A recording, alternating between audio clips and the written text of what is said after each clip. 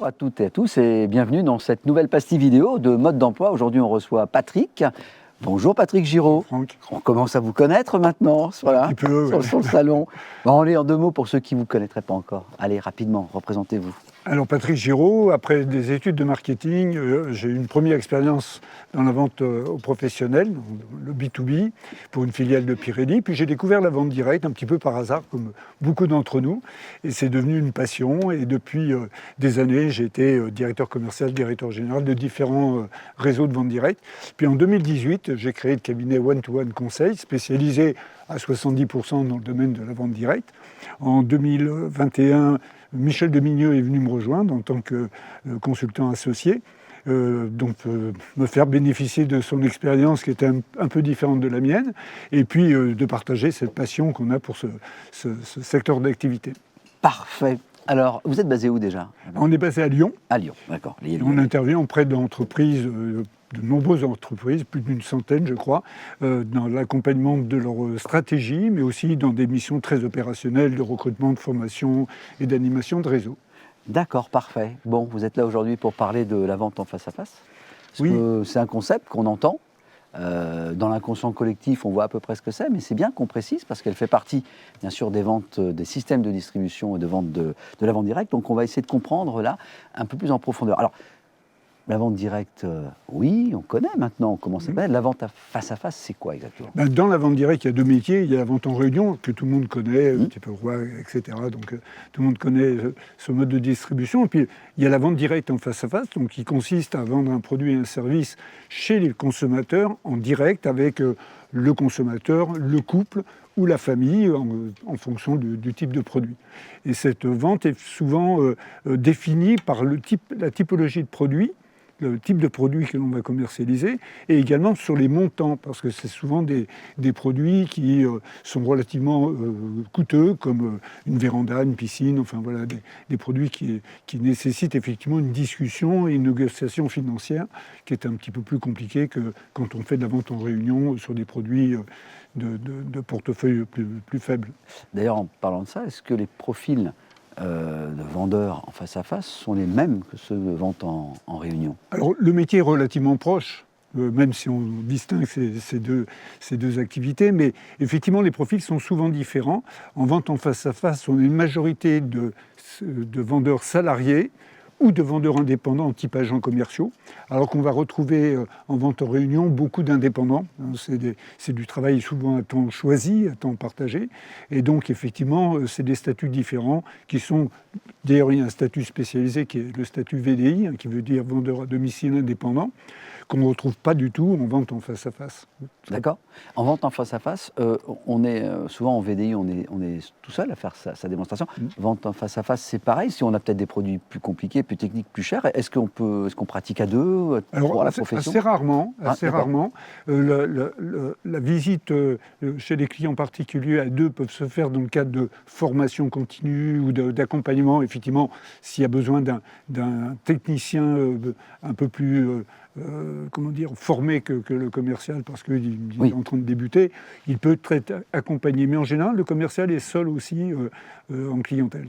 Donc on a plutôt affaire alors, à des profils un peu plutôt technico-commercial, on va dire peut-être, non? Parce qu'il faut avoir le côté technique et le côté vente. Tout à fait. En général, il y a une formation initiale sur le produit, donc formation technique, et une formation aux méthodes de prospection, aux méthodes de vente.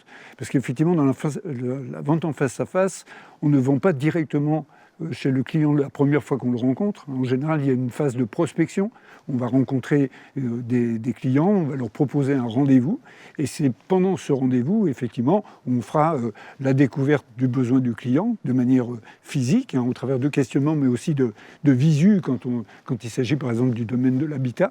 Et puis, il y aura effectivement une démonstration, une présentation du produit, un chiffrage, si on peut le faire sur place, ou ça peut se faire aussi en deux temps, et puis effectivement une proposition commerciale qui aboutira ou pas par un contrat de vente. D'accord, donc si je vous suis, donc on a quand même affaire à un profil de quelqu'un qui doit quand même avoir plusieurs cordes à son arc. D'après ce que je comprends, donc imaginons quelqu'un nous regarde, dit tiens, ça m'intéresse, je ne connaissais pas ce métier, mais ça a l'air très intéressant. Je vais de la prospection, donc c'est moi qui vais prospecter mes clients, ou alors j'ai peut-être un fichier qui est fourni par l'entreprise.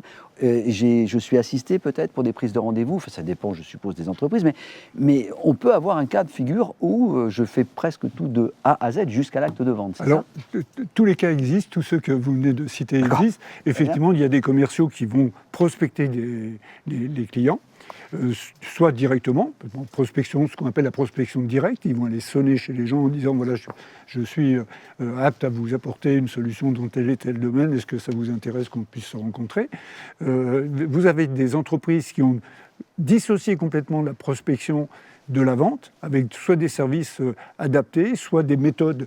Le télémarketing, on en parle beaucoup en ce moment, puisque malheureusement, cette activité va être interdite dans quelques temps en France. Mais aujourd'hui, il y a encore des entreprises qui, effectivement, proposent des rendez-vous au téléphone, ne font pas de vente au téléphone, proposent des rendez-vous. Le client est libre d'accepter ou de refuser, bien sûr, ce rendez-vous. Et après, effectivement, il y a un commercial qui va venir et qui va faire la partie de vente, argumentation et vente. D'accord, donc on est quand même sur un processus de vente qui est quand même relativement, pas long, je dirais, mais il y a quand même une relation qui se construit. Tout à fait. Contrairement à l'idée reçue de ce qu'on appelle la vente en porte-à-porte, qui est quasiment inexistante aujourd'hui en France. Hein. C'est souvent 2, voire 3 étapes que l'acte de vente se réalise. D'accord. Pas besoin d'avoir des compétences particulières pour être vendeur en face à face? Alors si, il faut avoir des aptitudes particulières. Les compétences s'acquièrent facilement, mais les aptitudes, effectivement, il faut les avoir. Quelles sont-elles, ces aptitudes? La première, c'est d'avoir beaucoup de courage. Parce que on nous dit plus souvent non que oui, donc il faut une résistance. Il faut gérer la frustration. Absolument. Et ça, c'est un point très important dans la sélection des commerciaux, c'est d'essayer de voir quel est le niveau de résistance à la frustration qu'ils sont capables d'accepter. Il faut aimer les gens, ça c'est primordial. Si on n'aime pas la communication, si on n'aime pas rencontrer les gens, si on n'aime pas son prochain, sans faire de prosélytisme, mais il faut aimer les gens, ça c'est primordial. Il faut donc du courage aussi pour travailler, parce qu'il faut beaucoup de travail. La vente directe nécessite de travailler beaucoup. Et puis, il y a ce côté de recommencer tout le temps à zéro, parce qu'effectivement, chaque fois qu'on a fait une vente, il faut repartir. Hein, donc il faut être résilient. Il faut être résilient, etc. Donc c'est plus des aptitudes que des compétences. Les compétences s'acquièrent. Le nombre de vendeurs qu'on a en France aujourd'hui qui n'avaient jamais fait de vente avant de rejoindre la vente directe est pléthore. Donc, y compris des dirigeants qui sont devenus dirigeants d'entreprise après un parcours commercial. Donc on acquiert facilement ce métier à condition d'avoir effectivement du courage et des aptitudes. J'avais envie de vous dire un petit peu comme dans toute activité, il faut quand même du courage, il faut de l'assiduité et le travail, comme on dit. Mais particulièrement particulièrement dans ce métier. Je crois que le message est bien passé. Un petit mot en conclusion pour les personnes qui nous regardent et qui se disent tiens, je ne connaissais pas, je connais mieux. Donc on a dit le courage. Est-ce que vous avez peut-être une anecdote à nous, je ne sais pas, une anecdote peut-être? Des anecdotes, j'en ai plein, mais il nous faudrait beaucoup de temps. Mais s'il y en avait une parcours particulier qui vous a un petit peu frappé, d'une personne qui est arrivée dans la vente directe comme ça, qui ne connaissait pas vente en face à face et qui a... J'en ai des centaines, mais effectivement, j'ai en mémoire un commercial qui était un Chilien et qui parlait très très mal le français et qui voulait à tout prix faire de la vente directe, et on lui disait c'est pas possible, ça va être compliqué. Et donc il a dit si mais j'ai le courage, je vais apprendre, etc. Et effectivement, il avait appris des argumentaires par cœur en français. Et je lui disais mais comment tu arrives à vendre, parce qu'il avait réussi assez bien. Il dit je ne sais pas, mais de toute façon quand les gens me disent non, je ne comprends pas. Donc je continue à argumenter et comme j'adore les gens, je discute avec eux et j'apprends et en fait je vends. Et c'est assez extraordinaire parce que ce garçon qui avait toutes les aptitudes qu'il ne faut pas pour réussir dans ce métier, est devenu non seulement un très bon vendeur, il est devenu chef des ventes, il a créé sa propre entreprise, et il est reparti au Chili, il a créé une entreprise de vente directe au Chili. Mais il comprend maintenant quand on lui dit non quand même avec le... Je ne sais pas, je ne suis toujours pas sûr. Ouais, pas sûr. Bon, en tout cas, merci beaucoup Patrick de nous avoir éclairé sur ce sujet. Et moi j'ai une petite question parce qu'on a discuté un tout petit peu avant. Hein. Lyon, vous venez de Lyon, hein, vous m'avez dit tout à l'heure. Tout à fait. Ils sont combien cette année? Ils ont fini combien au championnat de foot? Parce que Je vous adore, Franck, mais vous êtes vraiment horrible parce que vous savez que la seule chose qui ne m'intéresse pas, c'est le football. Et là, je vais me faire beaucoup d'ennemis. Eh bien, je pense très fort à votre papa qui a été, je crois, professionnel de football. Et Voilà. oui, le pauvre. Bon, en tout cas, petite pointe d'humour. Merci beaucoup, Merci Patrick. à vous, Franck. Vous retrouverez Patrick, bien sûr, sur son stand au Village des Experts. Vous pouvez lui poser toutes les questions que vous voulez sur la vente en face à face. Sur le football, vous avez compris, vous oubliez. Voilà. Et donc, je vous dis à très bientôt pour une prochaine émission. À très bientôt et puis bonne visite sur le salon. Merci, Franck. Au Merci, plaisir. Patrick.